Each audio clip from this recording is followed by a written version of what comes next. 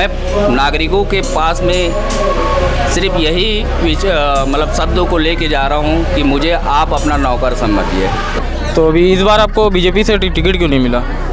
BJP से ticket मिलने का कुछ खास कारण मुझे पता नहीं है और मैं माफ़ी चाहूँगा, उस बारे में मैं कोई कमेंट्स नहीं कर पाऊँगा। बड़ी समस्या यहाँ पे है क्या है, नशाखोरी की सबसे बड़ी बात, जिससे हमारे यहाँ के पूरे वार्ड के लोग, माताएं बहनें सब परेशान हैं।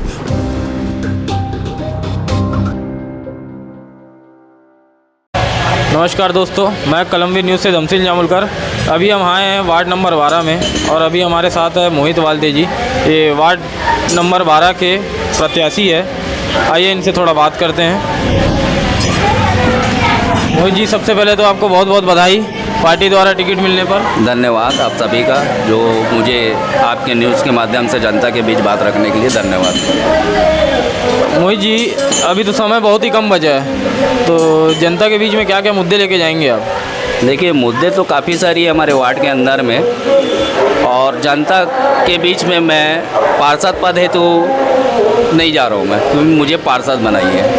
मैं नागरिकों के पास में सिर्फ यही मतलब शब्दों को लेके जा रहा हूँ कि मुझे आप अपना नौकर समझिए, मुझे नौकर बनाइए, ताकि मैं आपका नौकर बनकर आपकी सेवा कर सकूँ। ये मेरा वो। और वार्ड में क्या क्या बदलाव चाहते हैं आप? वार्ड में बहुत सारे बदलाव लेके आना चाहता हूँ, जैसे कि हमारा वार्ड नशा से बहुत ज़्यादा बोले जाए तो सक्रिय इतने हैं कि शराब के माध्यम से मुझे उसे बंद कराना है, क्योंकि हमारी छोटी सी बहन से लेकर बड़ी बहनें तक जब वो स्कूल जाती हैं, कॉलेज जाती है या रोज़गार करने जाती हैं, तो यही नशाखोरी के लोग छेड़छाड़ जैसे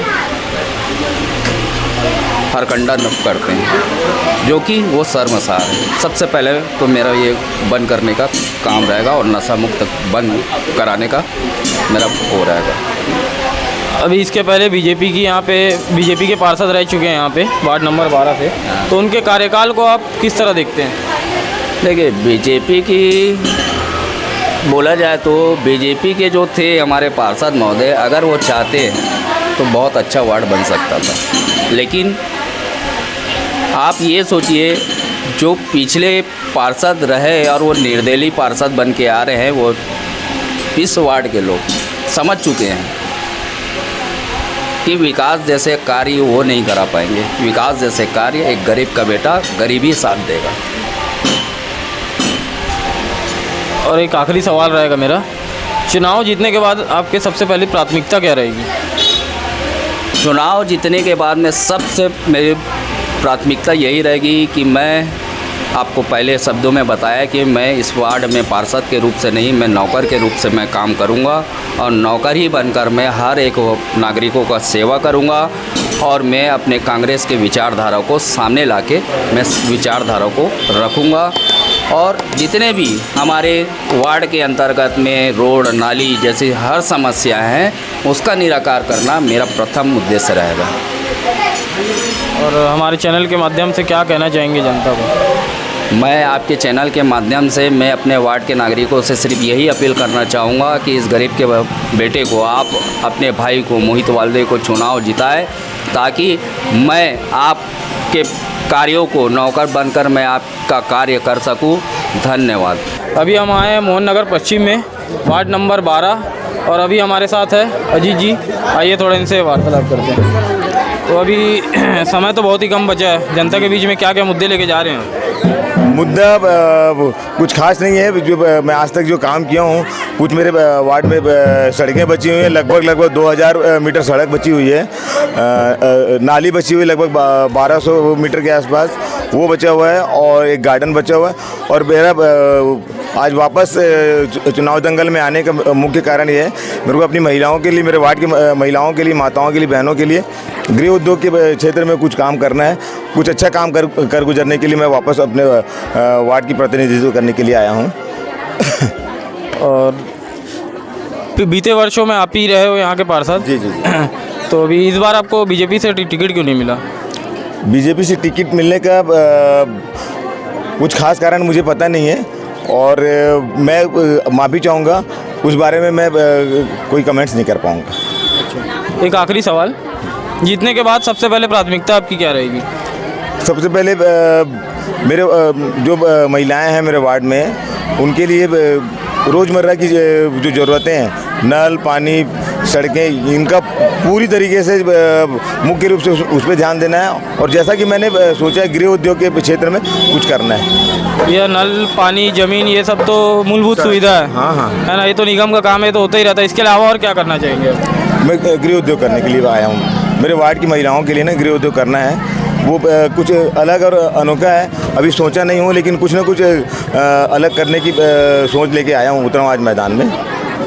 एक सवाल और मेरा। हाँ। अभी बहुत से लोगों को सरकारी योजना का लाभ नहीं मिल पा रहा है, जैसे पीएम आवास योजना हो गया, महातारी वंदन योजना हो गया, कई लोगों को नहीं हो पाता। ये तो सरकारी सबको मिलना चाहिए, बहुत लोगों को अभी नहीं मिल पा रहा, तो इसके बारे में क्या राय है आपकी? देखिए, वो सब नहीं मिल पा रहा है ऐसा नहीं बोल सकते। वो प्रतिनिधि जो होते हैं वो अपने लोगों तक चीज़ों को पहुंचा नहीं पाते हैं, या उनकी अपनी खुद की व्यस्तता होती है। पर मैंने तो लगभग पीएम आवास हो गया, महातारी वंदन हो गया, और भी कई ऐसे गवर्नमेंट योजनाएं अपने लोगों तक पहुँचाया हूँ, घर तक पहुँचाया हूँ। यहाँ तक कि उनको हिला के बोला हूँ, चलो भैया ये मिल रहा है, चलो। मैंने यहाँ तक किया, ये जन सलाह ऐसे नहीं आया है ना। ये उसका सबूत है कि मैं उनके घर में जा करके उनको जिनको नहीं चाहिए था उनको भी दिलाया। तो बहुत बहुत बधाई पार्टी द्वारा टिकट मिलने बहुत पर। बहुत धन्यवाद भैया।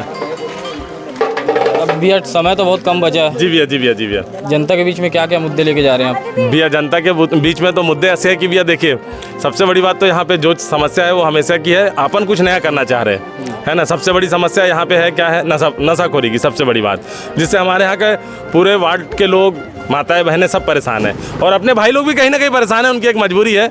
तो सबसे पहला हमारा समाधान उसका है। उसके बाद दूसरा समाधान है जो हमेशा जीवन के लिए ज़रूरी होता है, वो है पानी।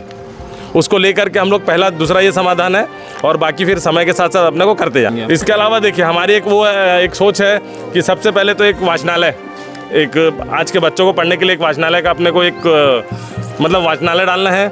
दूसरा, हमारी माताओं बहनें जो बहुत परेशान होती है, उनके लिए हमारी एक सोच है कि उनके लिए कुछ रोजगार का एक कोई भी अच्छा से जो रास्ता बन सकता है उसको बनाना है।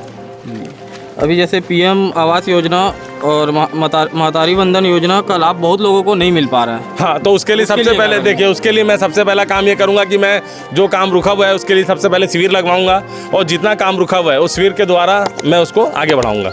और एक आखिरी सवाल, बिल्कुल, चुनाव जीतने के बाद सबसे पहले आपकी प्राथमिकता क्या रहेगी? सबसे पहले आप क्या करेंगे? देखिए, चुनाव जीतने के बाद सबसे पहली प्राथमिकता ये है कि मैं पहले तो सबसे पहले 1 हफ्ता मिनिमम मैं पहले वार्ड को समझूंगा, अच्छे से पूरे वार्ड को घूम के समझूंगा कि वार्ड की परेशानियां क्या है, क्योंकि मैं जब तक समझूंगा नहीं तब तक उसका समाधान नहीं कर सकता। तो पहला मेरा फर्ज ये रहेगा कि वार्ड को पूरा भ्रमण करके मैं पूरा समझ के उसके बाद सब जो जनता मेरे को बताएगी उसके आधार पर मैं चीज़ों को आगे बढ़ाऊंगा।